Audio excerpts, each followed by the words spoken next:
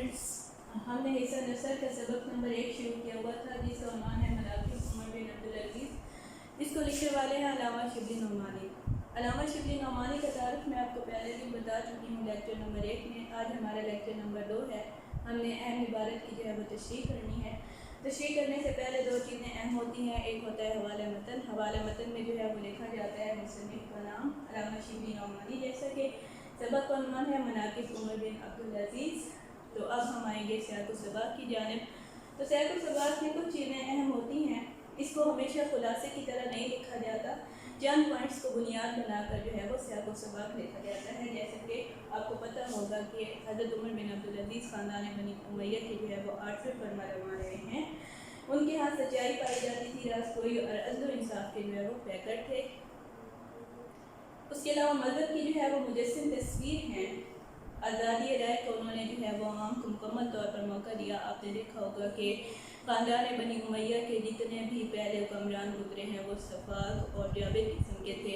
वो इंसानों से जो है वो आम लोगों से उनकी जो है जायदादें नस्ब कर लेते थे, उनका हक़ जो है वो ख़त्म कर देते थे। लेकिन उमर बिन अब्दुल अज़ीज़ एक ऐसे हुक्मरान के तौर पर सामने आते हैं जिन्होंने आवाम को आज़ादी का जो है वो मुकम्मल तौर पर मौका दिया, आज़ादी राय का मौका जो है वो उन्होंने दिया। उसके अलावा अगर बगौर इसका जायज़ा लें हम ये कह सकते हैं कि हज़रत उमर बिन अब्दुल अज़ीज़ की जो हुकूमत थी वो इस्लाम के तकाज़ों के मुताबिक थी। तो अब हम आएंगे इबारत की तशरीह की जानिब। तो इबारत की तशरीह करने से पहले ज़रूरी है कि हम इबारत की जो है वो रीडिंग कर लें। तो मैं आपके सामने जो है इसकी रीडिंग करूँगी। इबारत नंबर 1 है, उनका एक और कारनामा जो नहायत काबिल कदर है, सलातीन बनी उमैया की नाजायज़ कार्रवाइयों को मिटाना था। सलातीन बनी उमैया ने मुल्क का बड़ा हिस्सा जो ज़मींदारी की हैसियत से रियायत के कब्ज़े में था अपने ख़ानदान के मेम्बरों को जागीर में दे दिया।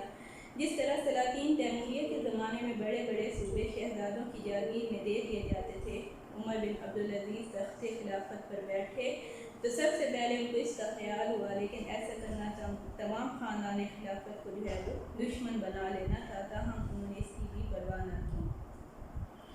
तो ये थी हमारी इबारत। इसकी तशरीह हम यूँ करेंगे कि खिलाफत राशिदा का जो शानदार दौर गुजरा है उसके बाद ख़ानदान बनी उमैया का जो है वो दौर शुरू होता है और हज़रत उमर बिन अब्दुल अज़ीज़ जो हैं वो 8वें फरमानरवा के तौर पर जो है वो सामने आते हैं।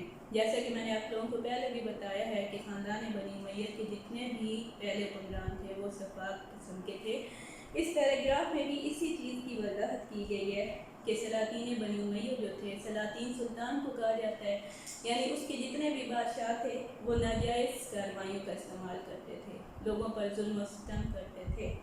सलातीन बनी उमैया ने आम लोगों की जो ज़िंदगियाँ थी वो अजीरन की हुई थी, उनकी ज़िंदगियों से उनके हकूक़ जो है वो जीने के वो बिल्कुल ख़त्म कर डाले थे।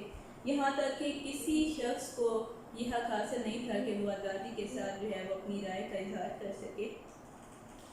तो हज़रत उमर बिन अब्दुल अज़ीज़ ने जब तख्त को संभाला तो सबसे पहला काम जो है वो उन्होंने इस चीज़ को बुनियाद बनाया, अदल इंसाफ को फ़रोग़ दिया, जो फ़ैसला भी किया अदल के मुताबिक किया। यहाँ तक कि मैंने आपको बताया भी था कि उम्मे उमर जो उनकी फूफी थी, आपने उनकी सिफारिश को भी जो है वो कबूल नहीं किया था। तो यहाँ पर जो है उनकी खिलाफत के वाक़यात को जो है वो बड़े अहसन तरीके से जो है कलमबंद किया गया है, जिसमें उनकी ज़िंदगी, उनके अदल इंसाफ, उनकी सच्चाई और रास्तगोई को जो है वो नहायत अहसन तरीके से जो है वो बयान किया गया है। तो ये कुछ पॉइंट्स थे तशरीह के हवाले से जो मैंने आपको बताए हैं। तो आज का लेक्चर जो है वो आज हमारा मुकम्मल होता है, यानी आज हमने सबक नंबर 1 को मुकम्मल कर लिया है।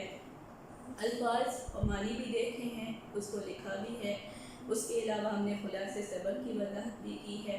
उसके बाद लेक्चर नंबर 2 जैसा कि मैंने आज आपको बताया, इस हवाले से मैंने आप लोगों को ये भी बताया है हवाला मतन क्या होता है। उसके बाद मैंने सियाक़ सबाक़ के पॉइंट्स भी आपको बताए हैं और इसमें एक इबारत थी जो बहुत अहम थी, जिसकी तशरीह बहुत ज़रूरी थी, उस हवाले से भी मैंने